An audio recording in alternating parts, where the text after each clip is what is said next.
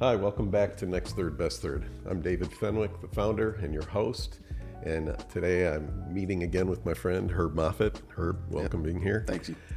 Today we're going to dig into something that I think is critical to a man to really make the next third of his life the best third. And that's who are you really? Who's your identity? You know, your identity is not what you've accomplished up to this point. It's not the career path you've been on, right? Your identity is so much more than that.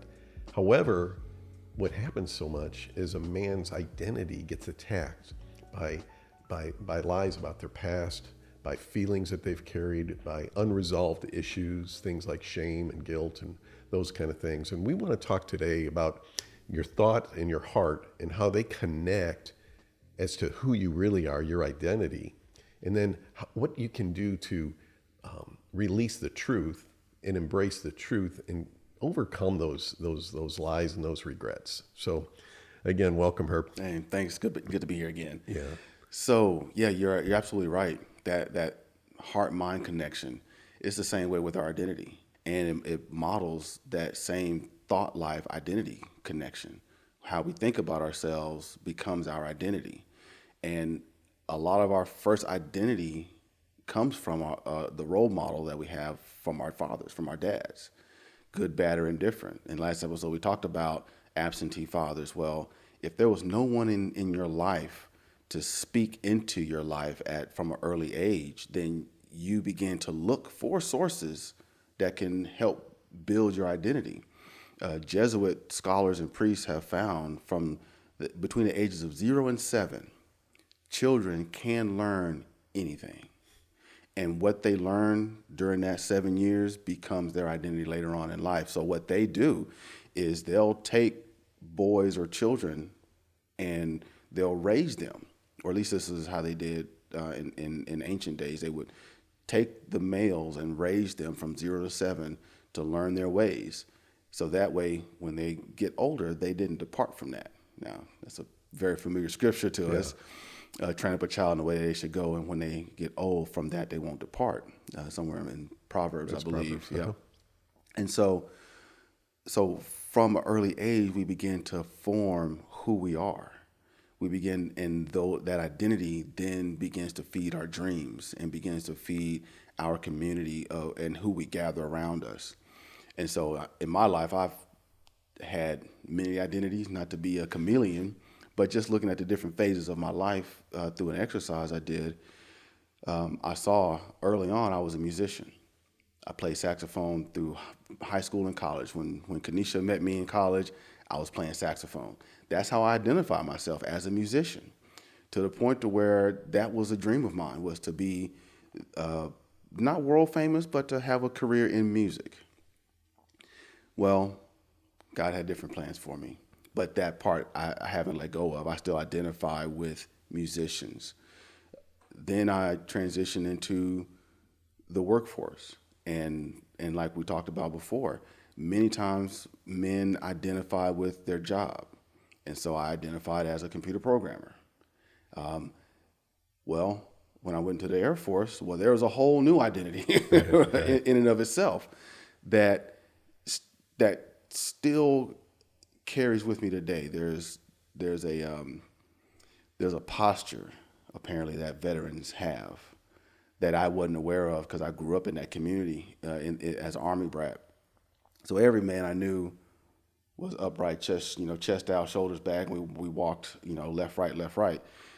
Well, I didn't realize that was an identity until I went in the military and then came out of the military, and a lot of things that I did before didn't carry over, and they haven't stayed. And so my wife, she teases me. She's like, yeah, Herb packs all of our luggage. He just folds everything he can get. Because I was taught, okay, a week's worth of clothes in a backpack. That's what you have. Right. Okay. Well, when my identity shifted with each season of life, the previous identity didn't go away. It just wasn't ruling anymore. And so now, as a pastor and an overseer of our warrior training school, now that's a new part of my identity. But it all started with, well, who am I as Herb? Right. And that came from my dad. Yeah. I saw him go to work. I saw him be a soldier. I saw him be a husband, father. There's my identity. I've heard it said that a father establishes identity, a mother nurtures identity. Absolutely. And I believe that's true. That's absolutely true. We talked earlier about the difference between a fatherless home and absentee fathers. That's a home that the father is there, but he's checked out. Yeah. And what happens with that is both men, boys and girls, if the father is absent, if he's checked out, if he's distracted, Yeah. especially in those early years, what that says to the child is, I'm not good enough, I'm not loved, Yep. I'm not worth investing in, Yep. All these things. These are those things that war against your identity as you progress in age. Amen. They do. And I see it all the time because I work with men all over, all different ages, and I find these men who, successful guys, wonderful guys, married, strong, lots of kids, whatever it may be. Yeah. Yeah. But they are still carrying wounds from their childhood. Oh yeah. And for men most of the time suppress that stuff. Oh yeah. We don't want to go there. I mean, that's what society teaches us. That's right. We suppress it, and we need men, if they're really going to walk in the fullness, and if they're really going to make the next third their best third and live with intentionality. Men need to be vulnerable. They need Absolutely. You need to relieve yourself of those lies and replace those lies and those things that you carry with truth. Yeah. Right? Yep. Because that thought-heart connection has to be in sync, right? Absolutely. Absolutely. And it's interesting about identity and what society gives us, along those same lines, is that Western civilization, especially here in America, we're one of the few cultures that don't celebrate that kind of transition for our men. And I heard you share this on a previous podcast, and it rang off because when our son turned 12, actually when our kids turned 12 and 13, we have a boy and a girl who are 27 and 25 now. So when they come of age, my wife and I, we began talking like, well, we don't want them to just do this transition from teenager, or into teenager. That, we began to study other cultures and see that, in Australia, they go on walkabouts. They're Aboriginal people. Okay, you're a year of age now. Go off and see what the world throws at you.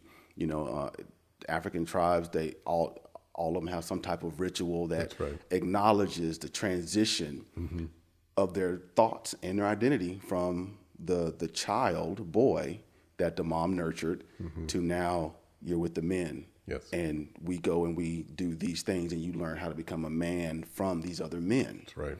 That's what we've lost here in America. We don't do that at all. No. I mean, there's a few little groups, but for the most part, it's for the most part, the celebration of a boy becoming a teenager and becoming a man, it's, as you say, it's unnoticed, but what they do is they have to kind of fend for themselves and define themselves at that point. Yeah. And with culture and with the internet and with everything, it just brings you down so this rabbit much. hole of Yeah. So with our son, it was very important that he knew who he was, but also who he was made of and where he's from. And what we did was we talked to my dad, my stepfather-in-law, Trey's uncles. Well, our son is the third Herb, so we call him Trey. We gave them each time with him alone. I wasn't there. My wife wasn't there. All the things that you have learned in your life, impart that into him. The good things, the mistakes that you made, sow that into him. We had a whole weekend. We invited them all down. The culmination of it was, okay, let's go out. Now we're going to do guy things.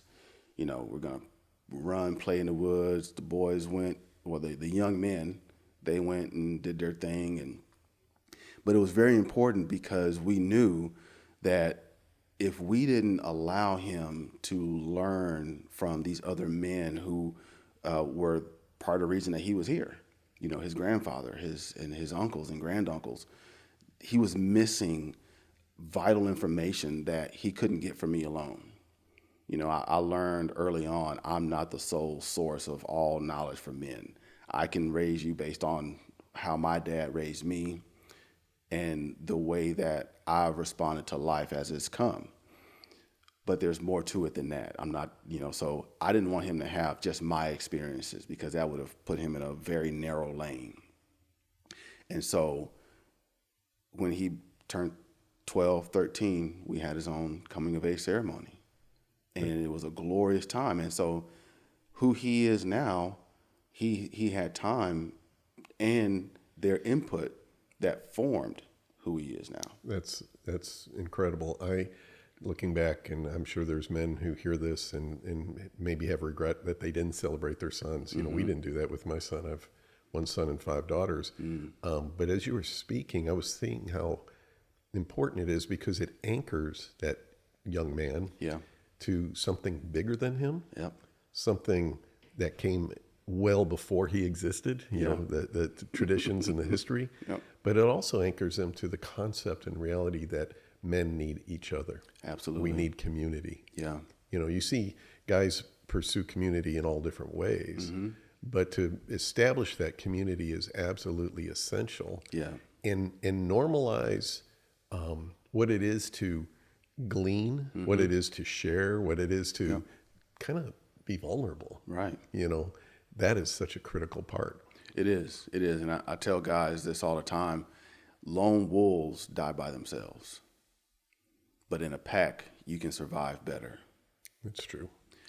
And, no Lone Rangers. Even the Lone Ranger wasn't by himself. No. He had a sidekick with him. Yeah, that's right. To help. He had Tonto, And so this mythos of, well, I'm pulling myself up by my bootstraps and I'm doing it all on my own. Those tend to have a lot of sizzle. They tend to have a lot of flash. But then when the wind hits them and the storm comes and they're looking for someone to lean on, there's no one there because they've done a lot of pushing and, like you said, taking their emotions and smushing them. So when we think about this next third being your best third, I find men who have been those macho loners, when they get older, when they get in their 60s and things like that, it's scary because they find themselves isolated. Yeah. At one point, they were kind of this lone, macho guy, but now they're isolated. Yep. And an isolated man is in a dangerous place. Yes, he is. And statistics show that one of the ways to extend the years of your life and also the quality of those years is by having relationships. Absolutely. And men tend, I've seen it, as they get older, their sphere of influence and their number of their relationships reduces. It shrinks. Yeah. And so you find a guy who's 60 years old who might have a couple buddies, or you find a guy who's 70 years old and he's alone. Yeah. You might be listening and you might have golfing buddies and, things like that. Right. That's good. And that's better than not. Better than nothing. Yeah. But I'm talking about having guys in your life who you can really be real with, who can encourage, you could talk about, hey, I'm struggling with this. Or we're doing really great, or, whatever it may be. Celebrate together. Absolutely. Hold each other up. So. Absolutely. Yeah. I'm reminded of the story of Job. He had 3 friends who, when everything started falling around him and he began to get tested, he had them to share that with, to rely on. Now, some of their words weren't what they were supposed to be. Right. But it just shows the point of we all need someone to get these emotions out to, It's funny you mentioned Job and his friends, and some of the advice wasn't so great. He didn't want to hear it. But I've seen it this way. There's a friend of mine who went through a divorce, and it was bad. And he had some of his friends, some of the people in his sphere of influence, giving him all this advice that was, vindictive. How to win the lawsuit, the divorce, come out on top. Wow. All these different things. And he came up to me, and we were talking one day, and they had daughters, and I said, what you have to do through this process is love the mother of your children. And he looked at me, he's like, what? And I go, You have to love and honor, because it's not about you and her anymore. It's about those 3 girls. Yep. And he has come back and thanked me. And that's not about patting me on the back, but what it is saying, you can have, sometimes having guys in your life who are speaking ill-advised stuff, it can actually be something like you're going, oh, it clarifies going, no, I don't want that. Exactly. Yeah. Yeah. I love you, Herb. I don't agree with you, and I don't want that. Yeah, exactly. So it's not like it's like you have to have those kind of, it's like iron sharpening iron. It sometimes there's a clash and obviously disagreement, but you learn from it, right? Right. Yeah, absolutely.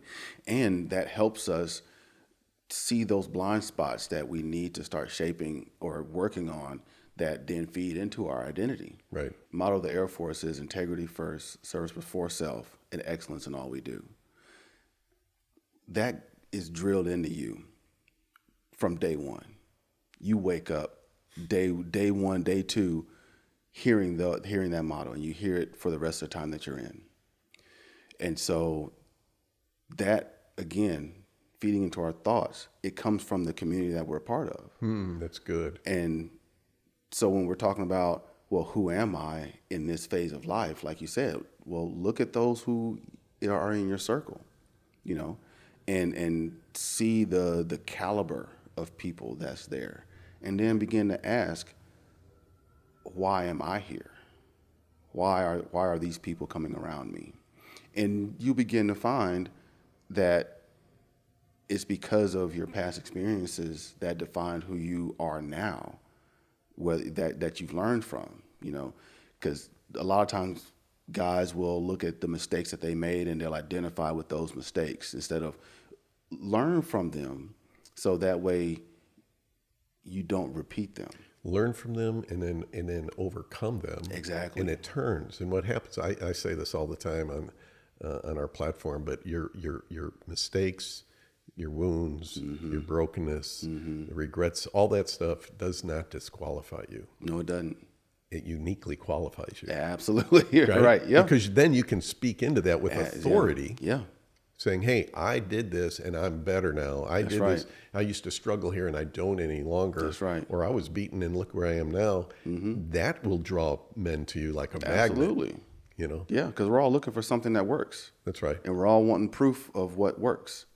And when we see someone successful in an area that we're not, we gravitate to them. That's right. And so it's like the running joke, maybe you've heard it in the gym, is, guys going to the gym to get all these muscles, hoping that the ladies will look at them. But what they get in return is a bunch of other guys like, how do I get arms as big as yours? And what do I do to get, I had a guy do that in the gym, just doing my own workout. And he's like, how do I get your mobility? Well, talk to me. Let's find out what's going on first. But it can just happen, that whole guys drawn to each other.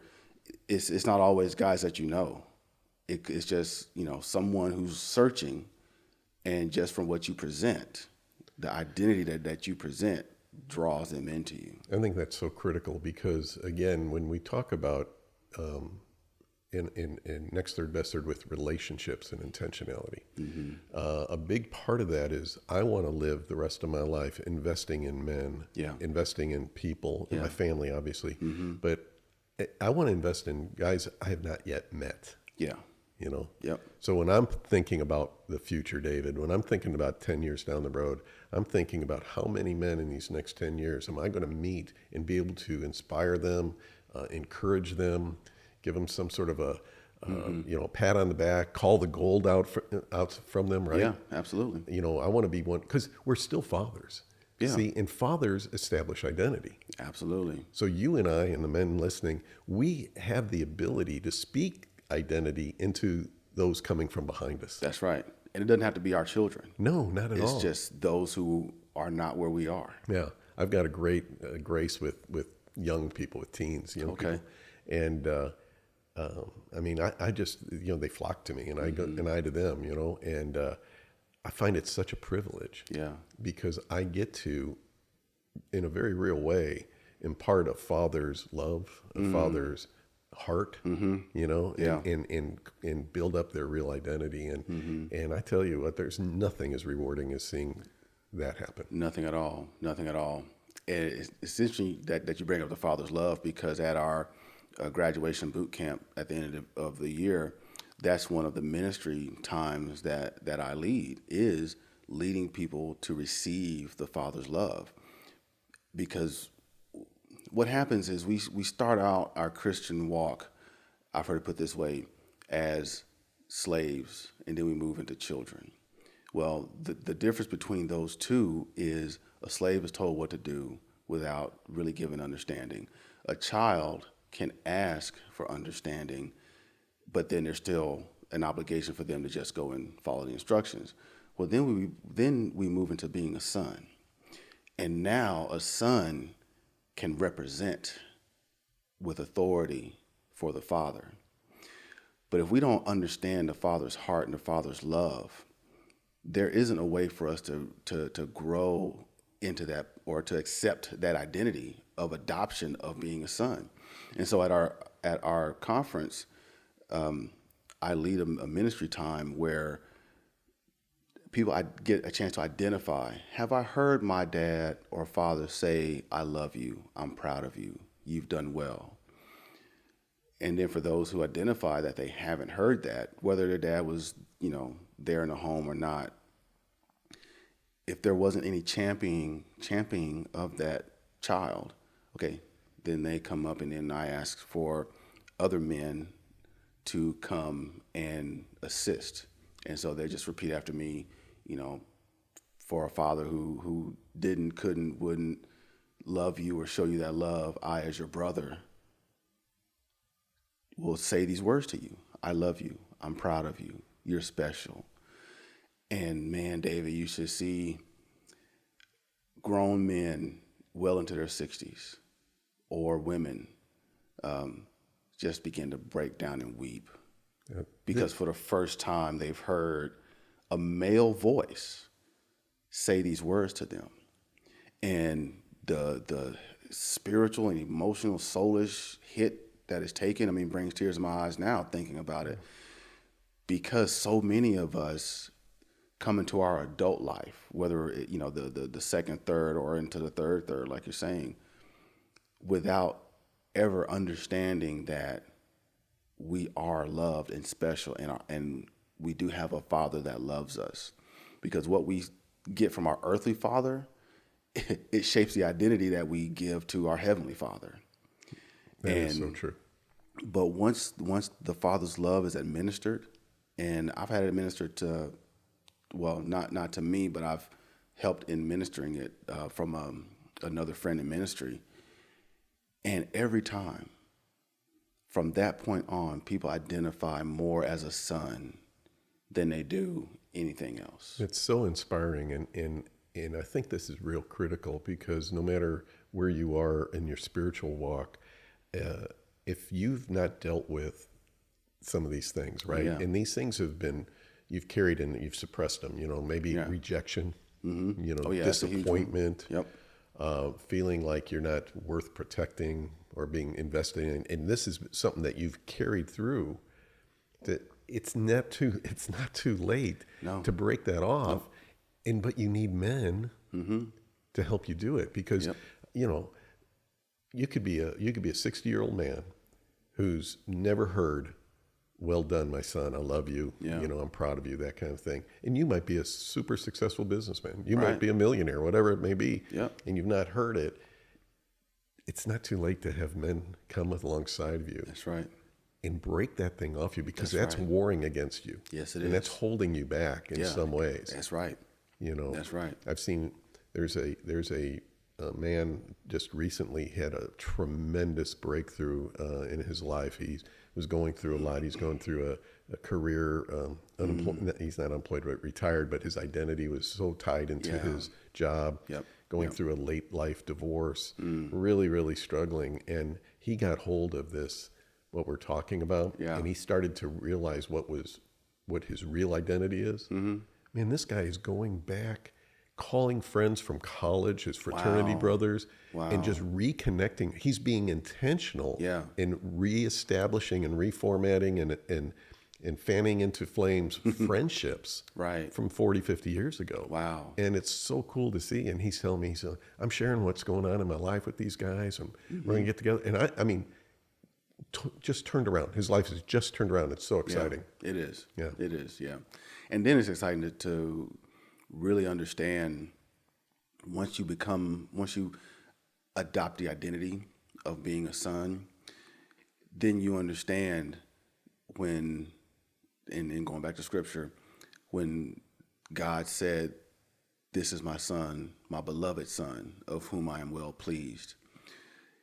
In Jewish culture, the father, when his son comes of age and he goes to the city gates and proclaims this to all the other men there, "I love him, he's beloved, he can do business in my name." That's right. If he speaks for me, and vice versa.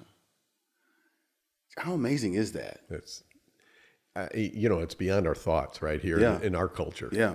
But it is amazing. Yeah, because we're taught, okay, I've provided for you for 17, 18 years. Now it's time for you to go off and build your own kingdom. Yeah. And it's like, okay, well, how? Where do I start? These are all questions that, whether we've had a dad who can give us those answers or not, we all still start out life with those answers, a roadmap or not. We come to a point to where we have to adapt in some way. And I've run into a lot of guys, myself included early on, that had to learn how to adapt without really knowing what was coming next. But that stepping out on faith anyway did a lot to help with, okay, I'm trusting in the Lord. Look, he's coming through. Okay, so I can trust in him again. Then my identity as a disciple and as a son really began to take hold and take root. And so when it comes to who we are, like we said at the beginning, it starts with our father, whether he was in the home telling us or he was absent from the home and we had to build it ourselves or allow society to feed into us. We come to a point to where that identity may shift, and we have to be comfortable with the exposing that comes with that, because it may be we're destined to be better than we are now, but we don't know that until we have some thoughts or words feeding into that identity, into our thought life, and then we allow the positive, godly words and advice to take root to then become who we are. I love this. I love the way this direction it went, because I didn't really think we'd be talking about sonship and father in this way. That's huge. Yeah. But it's huge because for us really to live our best lives, we have to first be sons. Yep. You have to be sons. And at 60, you can be a son, get it, That's true, whatever age. Yep. Because once you have to be a son before you're a father. Yeah. Right? That's the mode of life. That's the mode of life. So if we can get to that point where we break off those lies and those things that are fighting against us and get to a place where I am a son, I'm good enough, I'm accepted, I'm valued, I'm loved, my father's well pleased with me, that thing. Yep. Then you can transition into being a father to do the same thing for other men. Absolutely. But it does start with us first. It does. Us working that out first. Yep. Before, prior to me, you were talking about the scripture. It says, "Love others as you love yourself." Mm-hmm. And if you don't love yourself, if you don't really have yourself valued as a son, in loving yourself, I dare say you can show affection, you can be kind, you can, but you can't truly love somebody if you don't love yourself. That's right. And I'll be honest with you, Herb, I fought that self-loathing for decades. Mm-hmm. I brought it all the way through my childhood. Mm. And to finally be free of that, to where I actually do love myself, for me, the breakthrough came in my 60s. So I carried this for 50 years. Wow. And it all came from being sexually abused as a boy at an age where for me, that thing that war against my self-love and the value as a son was, why wasn't I protected? Wow. So I must not be worth protecting. So I spend my entire life with that undercurrent of of I'm not worth protecting, so I must not deserve good things. Like that starts feeding into it. And I went and I've lived a full life, and I even got in ministry, and I was doing Right. father of 6. I mean, Yep. on the outside looked like I'm doing great Yeah. until I wasn't. Right. Yeah. Yep. And when I wasn't at all, but I'm so grateful that I can now look at myself in the mirror and say, hey, I love that man. Yeah. Yeah. And now when things happen, they don't set you back. No. They're challenges, speed bumps along the way. Absolutely. Or I like to run obstacle course races. So I see, this is just another obstacle. Either I'm going to get over it or I'm going to get around it. But it's not going to stop the race because I'm here for the long haul. That's good. Yeah. That's good. That's such a great way to end it. We're not going to stop the race. We're in for the long haul, right? That's it. And so I just so appreciate you coming on. Absolutely, man. This has been fun. This has been fun. Yeah, We're going it to have to has. dive in and do some more of this. Hey, I'm here for it. That's great. That's Yeah. great. Well, thank you all for joining us again. If you do me a favor and press the like button, subscribe, share this, comment, that all helps the algorithm so that we can get more great content to help men make the next third of their life their very, very, very best third.